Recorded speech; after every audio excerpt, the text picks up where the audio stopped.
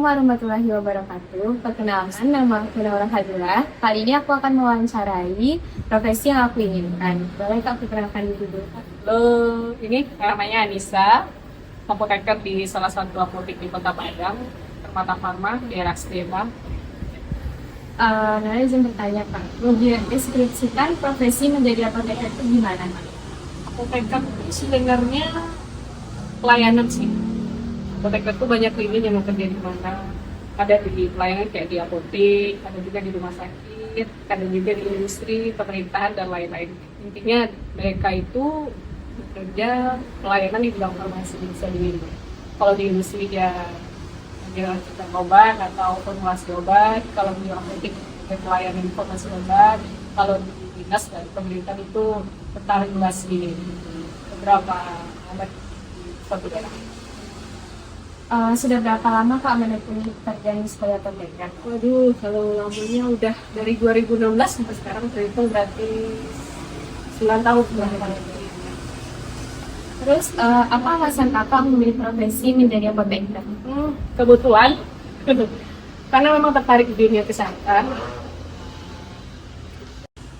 Apa alasan Kakak memilih profesi menjadi apoteker? Karena sebelumnya memang menyukai dunia kesehatan sih. Terus peluang farmasi kata waktu itu sempat konsul sama orang tua, katanya farmasi itu masih sedikit. Jadi kan itu masuknya di Terus, skill yang dibutuhkan dalam pekerjaan apoteker apa tuh Kak? skill.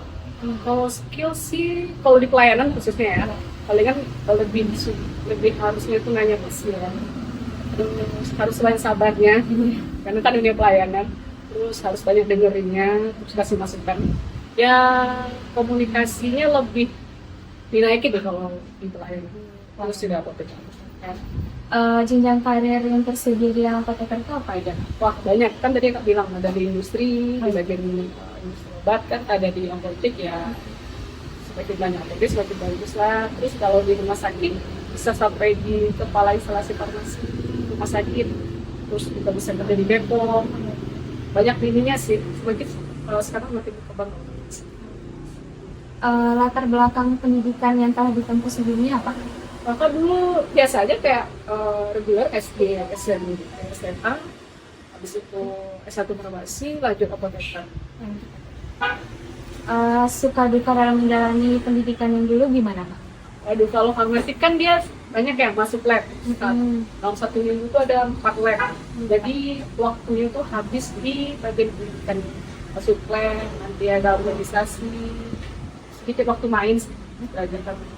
Terus farmasi juga banyak laporan praktikum Ya, laporan praktikum, kerja di lab, nyari bahan, terus ada nanti kita kuliah yang bareng teman-teman itu kerja kelompok. Terus suka duka dalam pekerjaan sebagai apoteker apa Kak?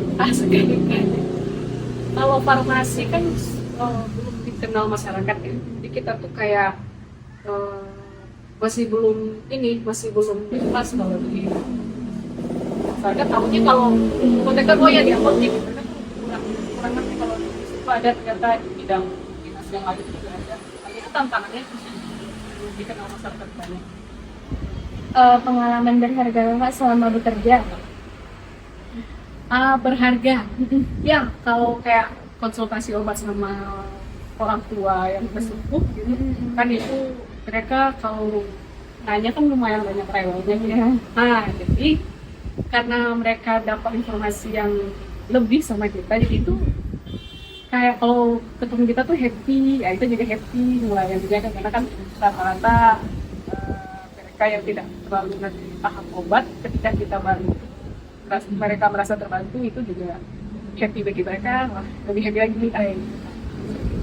Terus skala penghasilan yang bisa diperoleh saat jadi apoteker? Penghasilan karena kerjanya dulu pernah ini ya di apotek dan di klinik, penghasilannya lumayan bagus, cukup untuk jadi apapun kita mau. Bagaimana prospek pekerjaan ini di masa depan? Wah, kalau farmasi sih masih bagus ya untuk poin ke depannya. Apalagi yang di bagian beberapa bagian pelayanan juga lagi sangat dibutuhkan di beberapa daerah juga Sekarang juga program Prabowo ini kan Iya. sudah ada apotek. Jadi nggak apotek yang apotek per desa juga ada. Kayaknya makin dilirik dan makin bagus. Besar kakak yang pernah dihadapi dalam pekerjaan apoteker kak? Kakak, palingan untuk bangun bisnis apotek ini ya, dari awal bangun itu kan untuk kita bisa naikin omset itu kan harus ada engagement antara pembeli sama yang membeli. Bagaimana caranya biar orang itu pas kita kasih pelayanan mereka itu merasa puas dan itu pasti korelasinya nanti ke omset. Dibangun bisnis apotek sama bangun kepercayaan masyarakat biar datang ke apotek. Nah, bagus seperti itu. Terus bagaimana cara menjaga motivasi agar tetap semangat bekerja? Happy ketika ketemu pasien. Terus apa tantangan terbesar ketika pertama kali menjalani profesi ini kak? Ya itu kan pas gimana caranya biar apotek ini bisa berkembang di tempat besarnya dan dikenal masyarakat sampai saat ini. Terus apa nih kak nasihat untuk orang yang ingin menekuni profesi ini kak? Yang mau terjun nih mau masuk ke farmasi ya. Iya. Intinya harus tahu itu farmasi itu di bagian mana aja, nanti tahu di bagian mana aja, terus sering-sering tanya sama yang udah terjun di dunia farmasi ini, terus nanti siapin mental sih, ya, karena tuh pelajarannya lumayan banyak, silabusnya juga banyak, tanpa bagi waktu belajar dan jaga kesehatan. Assalamualaikum warahmatullahi wabarakatuh. Terima kasih kak sebelumnya udah berkenan melanjutkan wawancara yang sebelumnya sempat tertunda karena sesuatu dan lain-lain. Mungkin di sini Ara mau lanjutin kak wawancaranya. Bagaimana cara kakak menjaga keakuratan dalam memberikan obat kepada pasien? Akurat atau enggaknya nih obat? Iya kak. Pertama kan kita dibekalin ilmu tuh. Jadi kan kita udah tahu, udah belajar juga. Ini obatnya gunanya pastinya untuk ini ketepatan. Jadi kan kita bisa kayak satu obat kita udah tahu ketepatan dosisnya, ketepatan hasilnya, aturan pakainya. Nah, terus kita tuh harus ngerti dulu yang itu.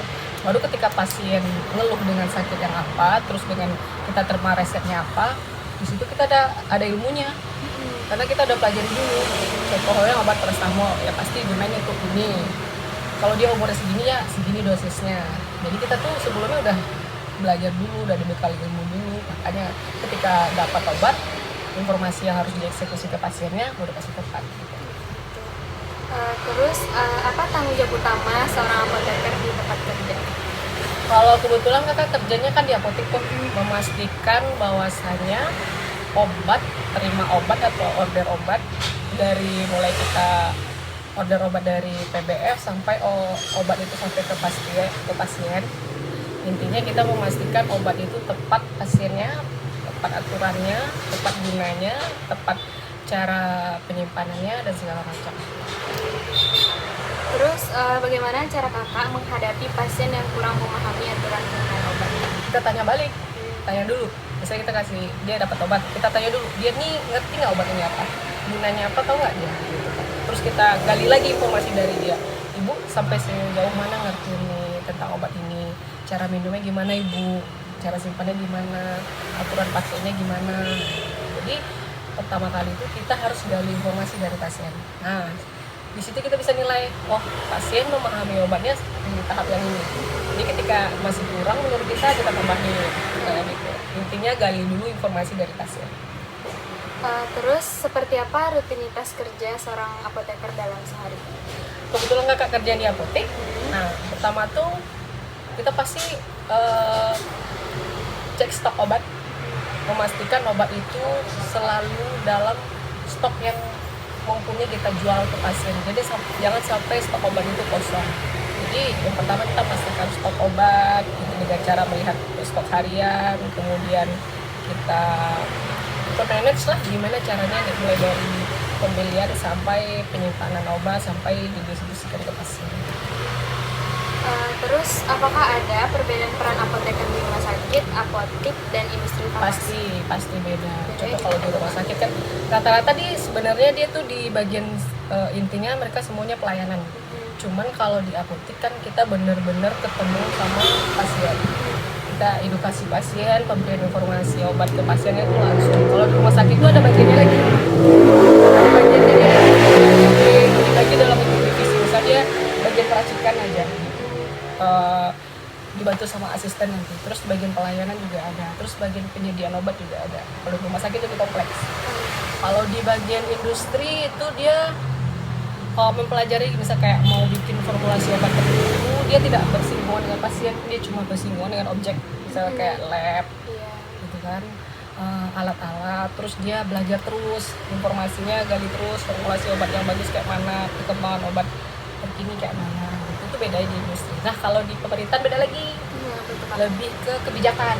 Misalnya nih di kebijakan salah satu dinas kesehatan di salah satu provinsi, misalnya lebih ke apalagi, misal contohnya udah marak sekarang tuh virus apa gitu, mereka tuh lebih ke masuk ke kebijakan ikut pemerintah gitu, misalnya penyediaan obatnya, terus survei di puskesmasnya.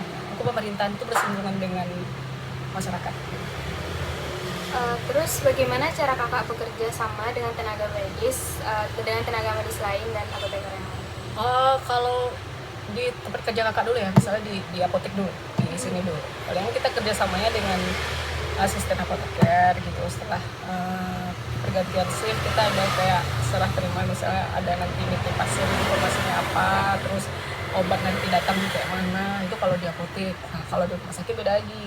Misalnya mereka ada cek shift nanti kan, pas kita pulang kita harus serah terima dulu apa aja resep-resep yang masuk tadi, terus apa aja resep-resep yang lagi proses pas jam kita pulang itu kan.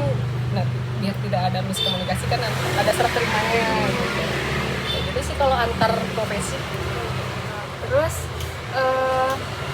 menurut kakak kualitas apa yang paling penting dimiliki seorang apoteker profesional? Komunikasi efektif. Nah, yang pertama komunikasi efektif pasti ditunjang dengan ilmu yang lumayan ngikutin zaman. Jadi ketika kita ketemu pasien dengan bawa resep obat yang lumayan beragam dan terbaru, kita tuh langsung bisa nyambung. Intinya adalah komunikasinya lebih bagus, ilmunya di-upgrade. Nah itu tuh kayak membangun sebuah komunikasi yang bagus lah menurut aku, kalau seandainya itu tuh dilatih skillnya. Terus apakah teknologi berpengaruh terhadap pekerjaan apoteker saat ini? Oh sangat membantu. Kalau dulu kan beneran apa tuh? Misalnya contoh di rumah sakit kan dulu kayak bawa resep, masuk lagi ke sini, antar diri ke sini, baru nanti diracik. Kalau sekarang kan udah ada komputer tuh, tinggal input. Nah nanti di divisi yang lain tinggal baca terus mereka racik. Nah, itu pakai teknologi kan. Intinya itu cuma pakai jaringan komputerisasi ya, jadi lebih gampang. Sekarang resep pun udah bentukan kayak ada aplikasinya. Jadi antar pasien dengan tempat dia ngambil obat nanti nggak terlalu repot, karena orang kerjasamanya udah bagus antar divisi 1 sama divisi 2. Nanti pasiennya tinggal jemput ke divisi 2 gitu. Jadi lebih mudah ya kalau sekarang pakai teknologi. Terus bagaimana cara kakak terus mengembangkan pengetahuan di bidang farmasi? Belajar terus pokoknya. Kalau seandainya kita nggak ngikutin perkembangan obat, perkembangan edukasi pasien, atau karena kan teknologi dan ilmu pengetahuan itu bersinambungan kan. Kalau kita nggak update ilmu, kita tuh cetek aja sampai di situ aja nggak ngerti. Nanti ketika kita terjun ke lapangan, terus sedangkan di lapangan terus berkembang, kita tidak berkembang ya sulit. Intinya belajar terus, ngikutin zaman, sering baca, ikutin jurnal-jurnal terbaru, gali terus informasi mengenai obat, edukasi pasien yang terbaru. Ya udah, pokoknya intinya kita tuh learning by doing, belajar terus gitu. Terus apa harapan kakak terhadap perkembangan profesi apoteker di Indonesia ke depan? Semakin dikenal sih, karena kan kita tantangannya adalah orang tuh taunya dokter dan perawat gitu. Kalau apoteker tuh mereka masih bingung, ini bagian yang di mana kan. Mereka tahu cuman nggak yang spesifik, ini apoteker ternyata bisa ngurusin ini loh, apoteker tuh ternyata kita bisa di sini loh gitu. Nggak hanya di apotek itu ada di apotek, nggak hanya di belakang layar kayak di instalasi farmasi gitu. Mungkin sekian ya Kak, makasih ya Kak.